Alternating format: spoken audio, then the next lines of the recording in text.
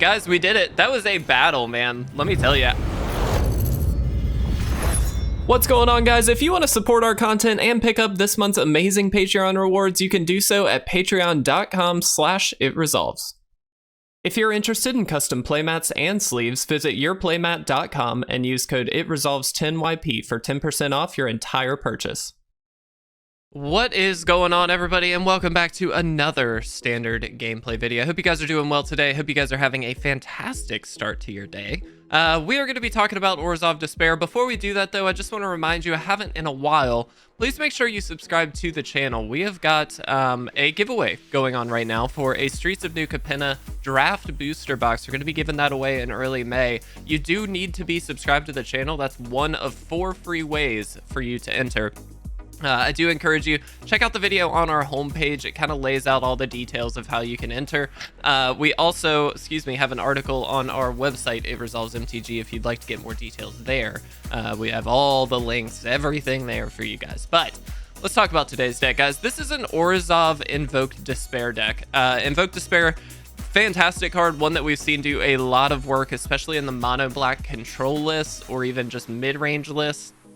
And if you don't know what it does, 5 mana, 1 and 4 black, which is quite a bit, but target opponent sacrifices a creature. If they can't, they lose 2 life and you draw a card. Then you repeat this process for an enchantment and a planeswalker.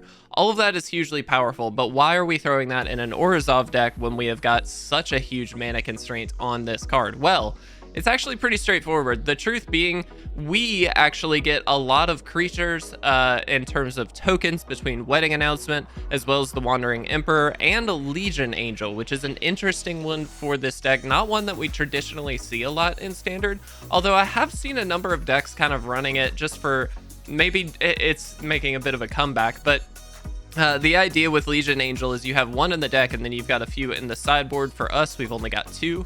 But this allows you to pull another Legion Angel from outside the game, which allows you a threat without impacting the main deck.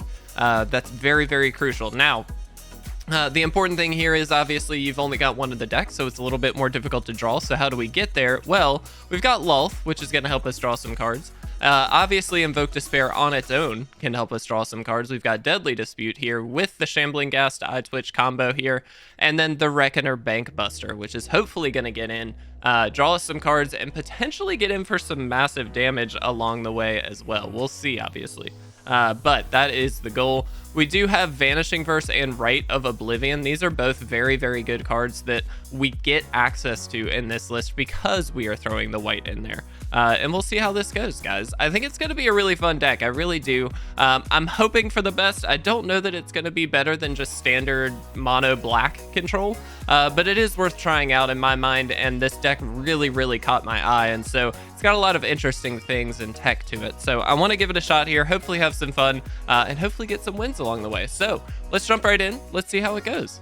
All right, guys, here we are for game number 1. This is not a super ideal hand, to be brutally honest. However, I will say if we get 1 more land, the Wedding Announcement with Deadly Dispute or Rite of Oblivion is not a bad little combo. I'm going to give this a shot. We'll see how it goes. We definitely need some more land here. Okay, that does kind of help. I think turn 1, we definitely want to get this down. It just provides us with a little bit of an answer for their opposing Eyetwitch, which I do expect they have. But more importantly, I think it gives us some options later on. So let's attack in first. No real reason not to that I can think of. They might have something here, but we're early stages of the game. I'm not really stressing about that at the moment. And we'll see what they come up with. All right, land is a very, very good draw here. So let's be smart. Let's attack first, leaving up that Deadly Dispute. Let's see what they do. The question becomes here, do we leave up the Deadly Dispute or do we go for the Wedding Announcement? I think because the Wedding Announcement spits out a token, it's okay if we go for this now. And if they do kill the Eyetwitch, it's not the end of the world. Either way, this is actually a great kill for us because obviously we just get something in return. Unless they exile it, of course. All right, looks like a Shambling Ghast from the opponent. That's perfectly fine. Snarl is not ideal for us here. All right, so what do? We could just attack in with both, expecting to then, of course, draw a card. Alternatively, we could just attack with the Eyetwitch.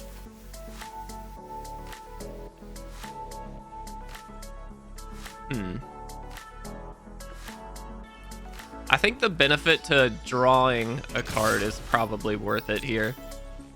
And we'll see how this goes. I'm not positive. Wow, they're not gonna block.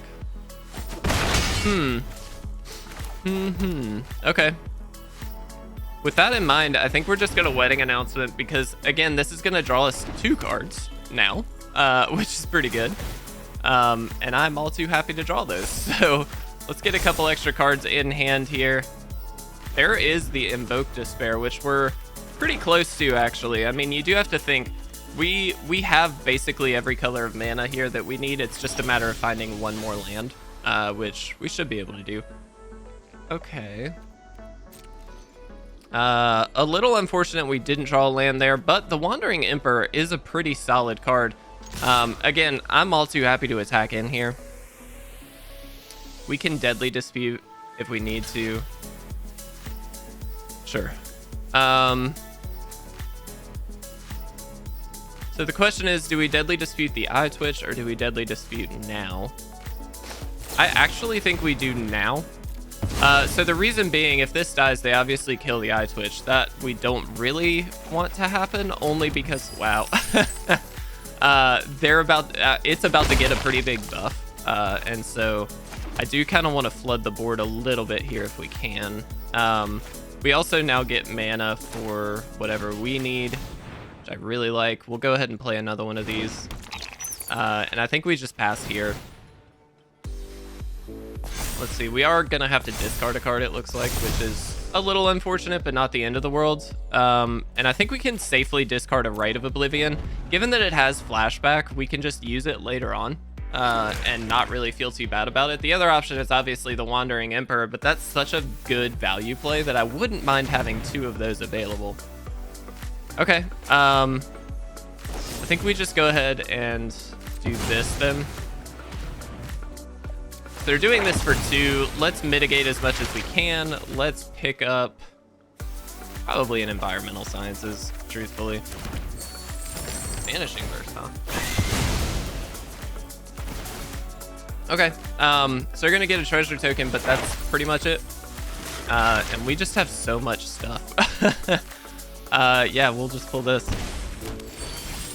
We have a lot here, a lot here. All right, so let's do this. Lolth doesn't seem like a bad play. Invoke Despair doesn't seem like a... here it doesn't necessarily seem great, I'll be honest. I think we're gonna Lolth. A Lolth into just an open board feels pretty good. You know what I mean? Let's go ahead and do this. What do we do here, though? Because truthfully, we've got so much going on. I mean, we may just have to discard again, which I think I'm okay with. Yeah. What do we discard here? Probably another Rite of Oblivion and a Wandering Emperor. I'm not sold on that, but I feel like that's pretty good. I would like to get the Hive of the Eye Tyrant down and start exiling from their graveyard. We don't have a great target quite yet, but the reality is this is most likely a Blood on the Snow deck, and so I do want to make sure that we are doing what we can here. Okay. Not a lot we can do about that. Baleful Mastery, a great answer to the Lolth, but again, they're pretty constricted on mana here. They've got 2 left, but they're staring down 8, 9, 10, 11 damage. Okay, and they're just going to go ahead and take 2 of that now. So we get to auto pay here and go ahead and sacrifice this. Yeah, they gain a life, but we get some cards in return. I will say the card draw in this deck seems phenomenal. My goodness. All right, let's do this. We do just have Mascot Exhibition, but I think we save that till a post board wipe because I do expect they've got board wipes. With that in mind, I think we do this. and then leave up the Wandering Emperor or Vanishing Verse, either way. Again, we're facing a control deck as it stands, but the reality is we're generally the control deck, and so to be able to kind of leave some stuff up here is pretty important. I think we can ditch a single Meathook.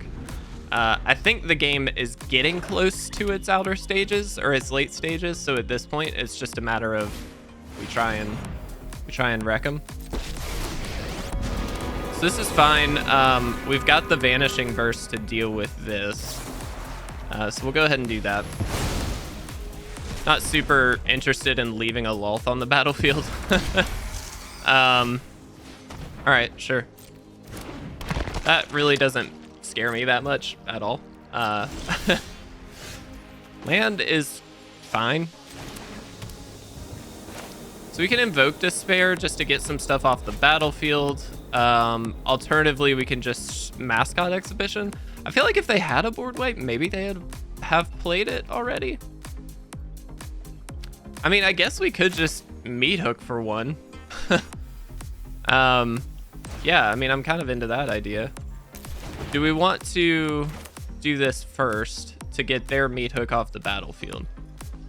I think yes. I think we do want to do this. The reason being, that just means our Meathook is the only one on the battlefield, and so it's going to slow the, or really take this off the table.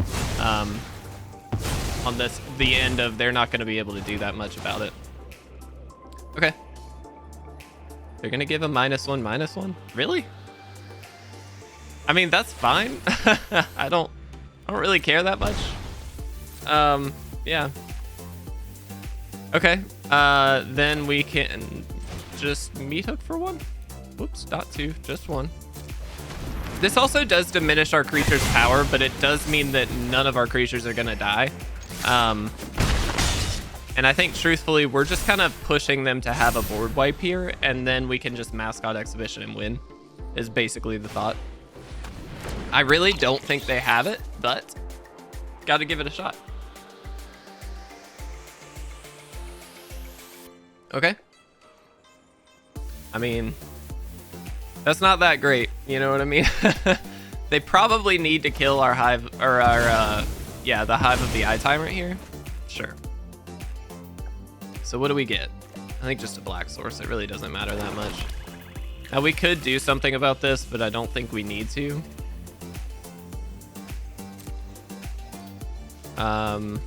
Yeah. All right, let's do this. Can we pump up the board or get this off the battlefield? So we can do this. Give it first strike. Give the 3/3 first strike, and then we just have lethal. Okay. So I think we just do that. This just says we have lethal on board, basically. Like, it's nothing too crazy, but it's enough to kill them. They can't activate this, so it's down to one of the two cards in hand, but we should be okay here. Okay. So they do learn in response because of the first strike, but then they lose. Guys, we did it. That was a battle, man. Let me tell you, I didn't feel like we didn't have control of that game at any given point, but that was still a pretty interesting battle, and we definitely had to play around some stuff. But great first game. Let's jump into a second. We may only have time for two, just a heads up, just because this is a control deck, but we'll do the best we can. Let's do it right now. All right, guys, here we are for game number 2. And this is an interesting hand. The Invoke Despairs in hand at the start aren't exactly ideal. However, we do have the Eyetwitch plus Deadly Dispute or Rite of Oblivion. With that in mind, I think we're going to try and keep. And we'll see how this goes. Wedding Announcement, not a bad draw. We definitely need more land, though. And hopefully that Deadly Dispute will help us get there. We do want to lean more towards Deadly Dispute, I think, than Rite of Oblivion, solely because we've got, you know, bigger mana spells that we'd like to cast here. Okay, first things first, I am going to attack in. Then we'll play that and pass, I think. We may proactively Deadly Dispute here. We'll see. I'm not super positive if that's the right move, but we can certainly do whatever we need to do here. Okay. So we let that resolve first. Trigger goes on the stack.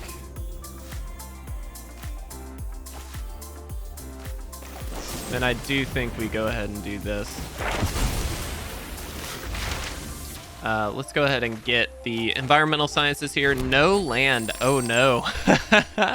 Well, that's not good. That's really, really bad. The only good news we have here are the Shambling Ghast are surprisingly good against their board right now.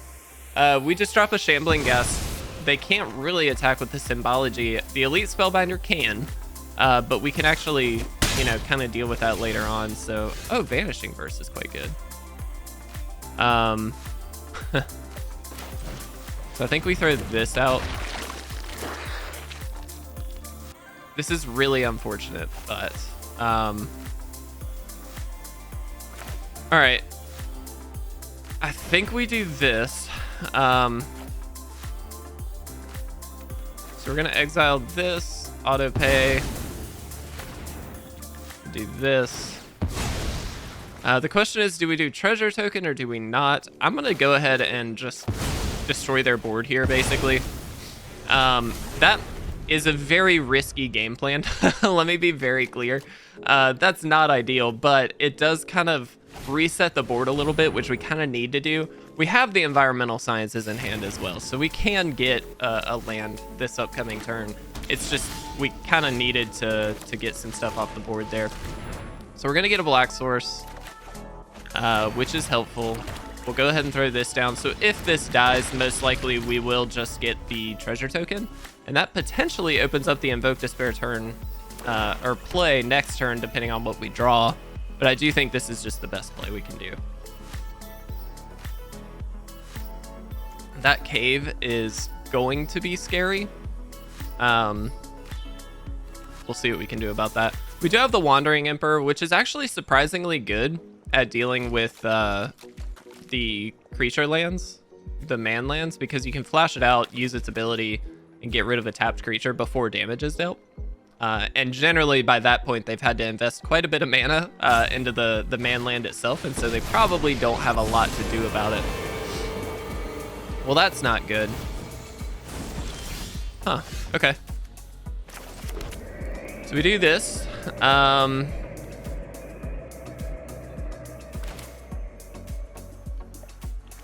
Let's attack them first. Let's Rite of Oblivion, exiling this and sacking this. Can't really let Kaya stick on the field. That's a big card for us to leave on the field, but this also ramps us into the Invoke Despair play. So now whatever they play, we've got most likely an answer for. They can't double Elite Spellbinder, I doubt, at least. If they have a land plus 2 Spellbinders, that's the majority of their hand. So that doesn't seem great. But now we do have Invoke Despair available. Skullport Merchant, okay.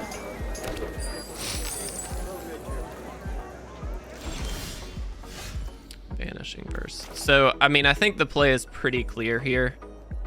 We do kind of need to draw a card off of this that is a land, but I think if we do, this is just the best thing we can do. Getting another land hopefully solidifies the next Invoke Despair, which seems really, really solid. We're also just getting rid of their Skullport Merchant. They didn't draw a card in response. That's interesting. Oh my goodness. Oh no. We have no land. What is this? This is pretty interesting, actually. We're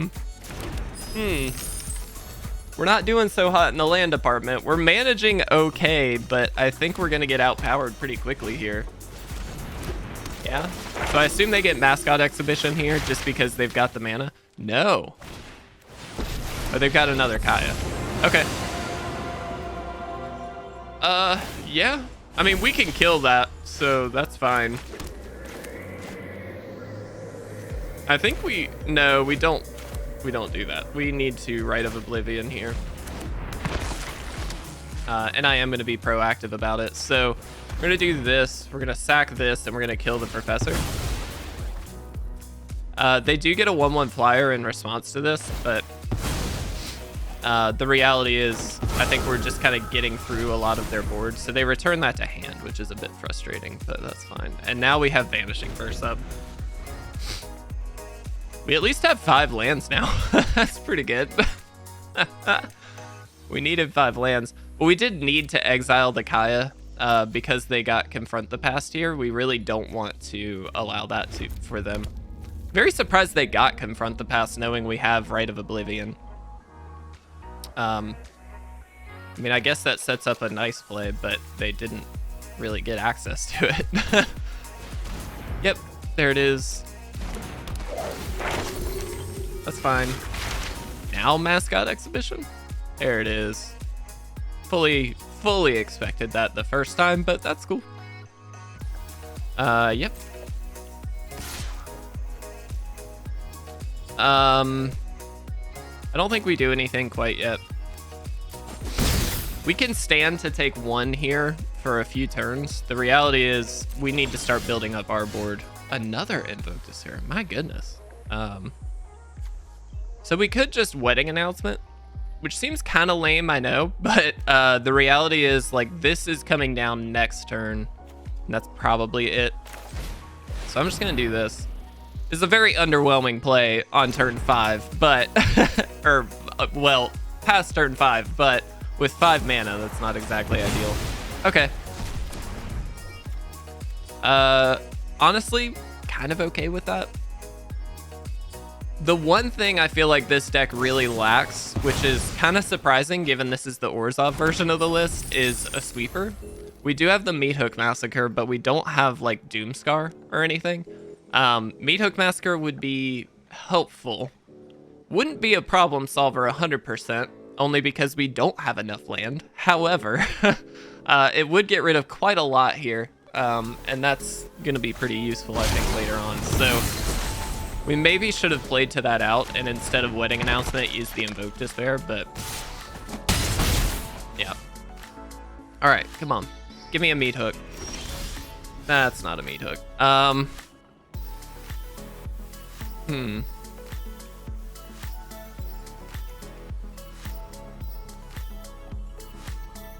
Okay, so what's the play?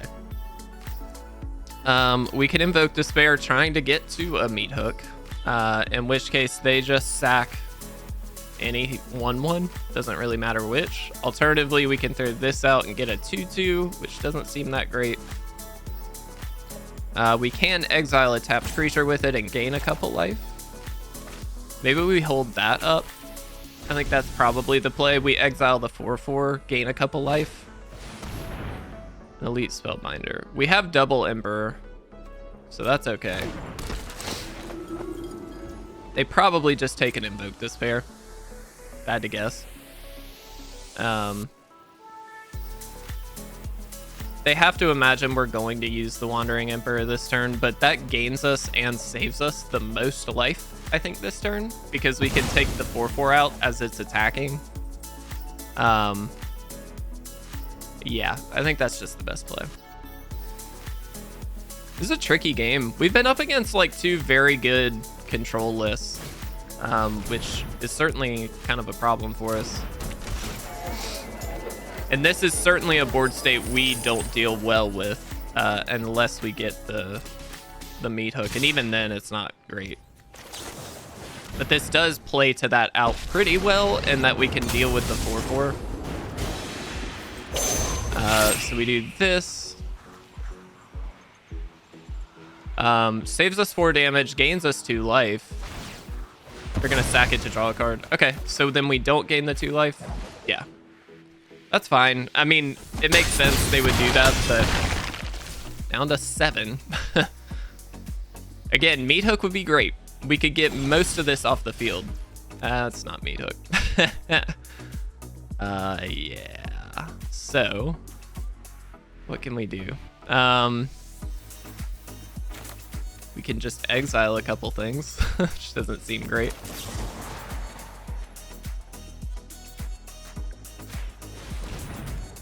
I mean, we're pretty dead here.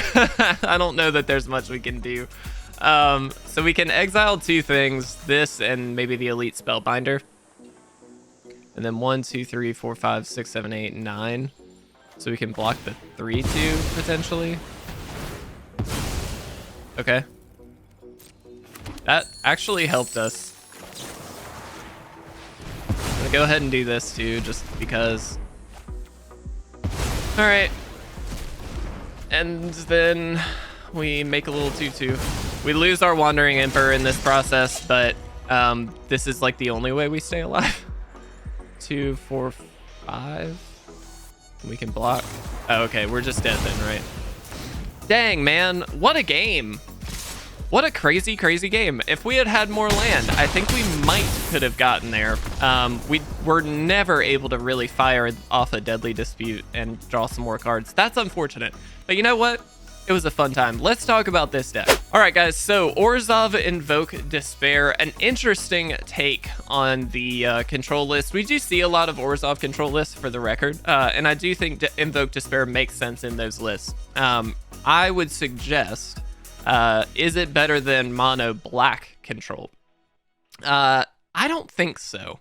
And I'm not 100% sure. I'll just be honest. I don't know 100%. However, the important thing in my view is that the mono black control list with things like Blood on the Snow generally plays things like Sorin, so it's got a higher density of planeswalkers between Sorin, Lolth, Professor Onyx. All of those with Blood on the Snow is a really good combination because it's got built-in recursion. And what I mean by that is a lot of the spells in that deck have extra value because they also bring something back, whereas we don't really have that ability in this version of the list. Now, to lose that, we also do get some things that the mono black list does not have, which is usually things like the Wandering Emperor with the Wedding Announcement, which is going to just gain value over time. And I think that kind of fills that slot, but there's not as much recursion built in. And I think that's a pretty key thing in today's meta, is being able to rebuild very, very quickly. Because we do see a lot of sweepers, we do see a lot of answers to things. And so to me, that's very important in your deck building, is to have that. So for me, I still think mono black might be the better option. However, did surprisingly well in my opinion. Even on low mana in that second game, I know we lost, but we were able to deal with quite a bit on only maxing out at 5 mana, and I mean, that's pretty good. So I'm actually pretty happy with this and the way it went. I hope you guys enjoyed it. I really do hope you liked this one. If you did, please leave a like, leave a comment down below, subscribe to the channel if you're not already. It does enter you for that giveaway, and it is a great way to support the channel. But guys, thank you so much. I do appreciate every one of you being here and supporting the channel. It does mean a lot, and I love you all very much. I'll see you later.